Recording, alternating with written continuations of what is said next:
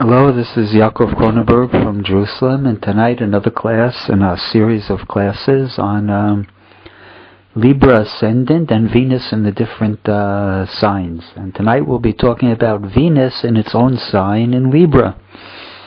We've talked a lot about this. When you have your ruling planet in your own sign, it doubly emphasizes, first of all, that sign, because the ascendant is in Libra, the ruling planet is in Libra itself, and Venus is the nature of Libra, has a lot of the nature of Libra in it. So you get a tremendous Libran emphasis in the horoscope, and so the person is going to be a person who has all that Libra. First of all, they're going to be very social. Very, very social, very communicative, very much wants to make partnerships with people, with being able to relate to people, being able to communicate, to express ideas, in a beautiful way.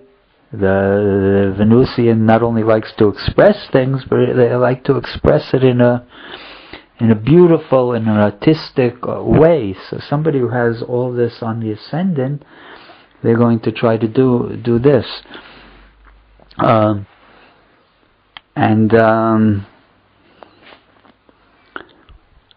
so when you have Venus in Libra, also it indicates a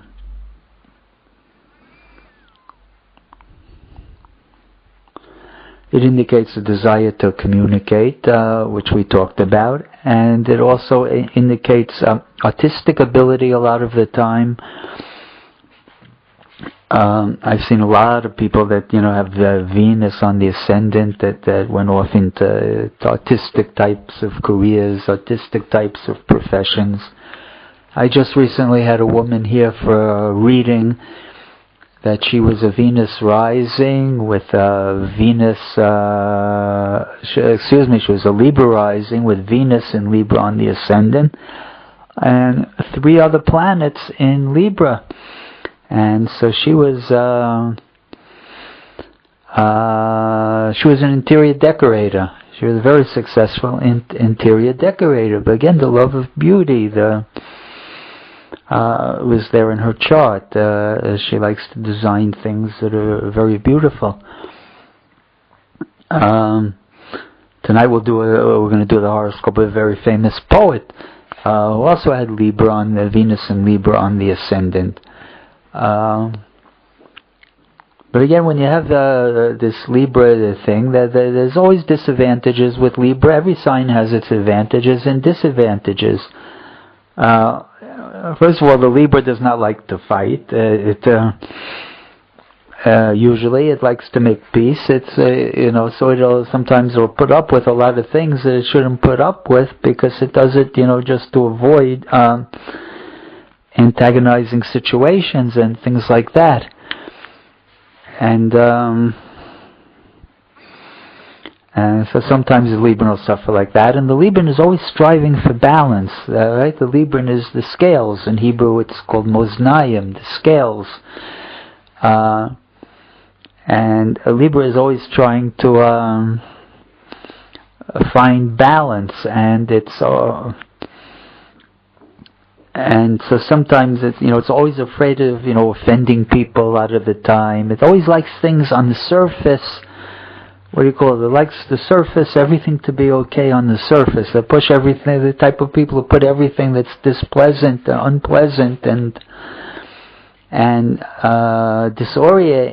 disorienting under the rug, and just try to keep the surface.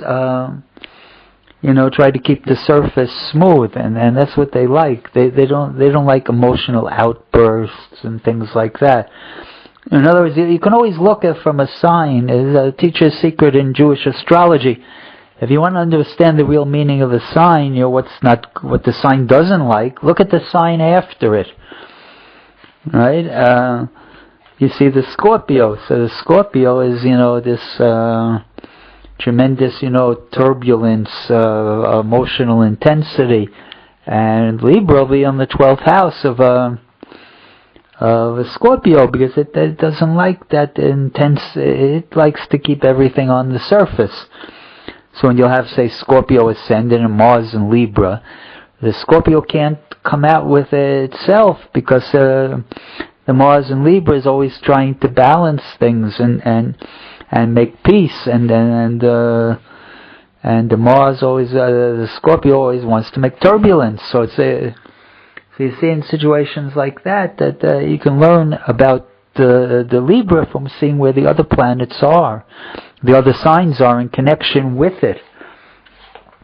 But it's a nice combination there. It makes a person very pleasant. People like them.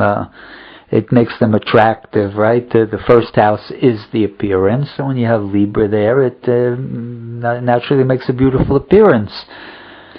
So women with Venus on the ascendant are in great demand, and it's a nice combination. And it's also going to make a person very, make a person likable. It gives a person likability, which is a great asset in this world. You like to be likable. Person is liked, he can get ahead. He or she, they can get ahead. I want to do a quick chart tonight. A very famous man. He won the Nobel Prize for Literature, for poetry. He was a poet. His name is T.S. Eliot. He was maybe not undisputably, but almost undisputably, I would say probably the most influential American poet in the 20th century. He wrote a tremendous amount of literature. And if you look at his chart, you'll see he had an interesting chart, very, very interesting chart. You can spend a lot of time on this chart, but he has the first thing that sticks out. He's the classic chart of a writer. If you look at his chart, he's got Libra rising, of a poet even, Libra rising, and he's got Venus and Mercury conjunct on the ascendant. And when we did the Virgo ascendant, when we did Gemini with Virgo and conjunct Libra, we saw a lot of cases like this with the artiste. And now we're going to see it again with the Libra rising, with the Venus and the Mercury conjunct. And so it combines beauty with writing, and so it makes a great writer. And here, it's interesting. See, before when you say it was in Gemini, I teach you an important point in astrology, how you work with conjunctions. There's a very important conjunction here, the Venus and the Mercury, and it works in conjunctions. You have to which planet is going to be stronger. That depends on which sign the conjunction is in. For example, when you have Venus and Mercury in Libra, then since Venus rules Libra and Mercury is not doesn't become as strong as the Venus, and so the Venus will overwhelm a little bit the Mercury, and they'll become more towards the Venusian side. So he became a poet. And sometimes the other way, if you have a Gemini rising and Venus and Gemini, Venus and Mercury and Gemini, then the Mercury will be stronger, and the intellectual side maybe will predominate more over the side of beauty and romance. Alright, and so you have to look at that, and so here in his chart you see the Venus was a little bit more overpowering, and also in that conjunction also is Uranus, the planet of originality, free thinking. Always when you have Uranus connected to Mercury, it makes geniuses, And so this man was very, very brilliant.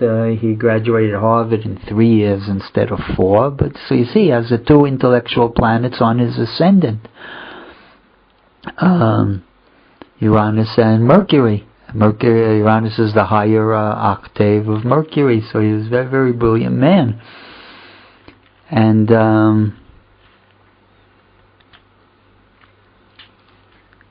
if you look at the chart, really almost all the planets are connected with his Mercury, right? Because everything is in. You look at his chart, the first thing that sticks out is everything is in masculine signs. Right, but always, besides looking at the ascendant rule and the ruling planet, and the next thing you want to do also, one of the other things you want to do is always look for things that stick out, that make the chart exceptional. And what is exceptional in his chart, you look at it, he's got everything in masculine signs.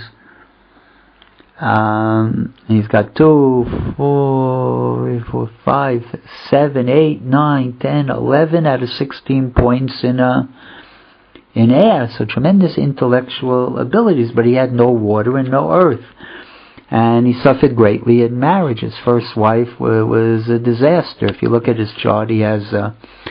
we don't want to get into the whole chart. We're really concerned with Venus. But then you just take a quick look. You'll see why he had trouble in his marriage.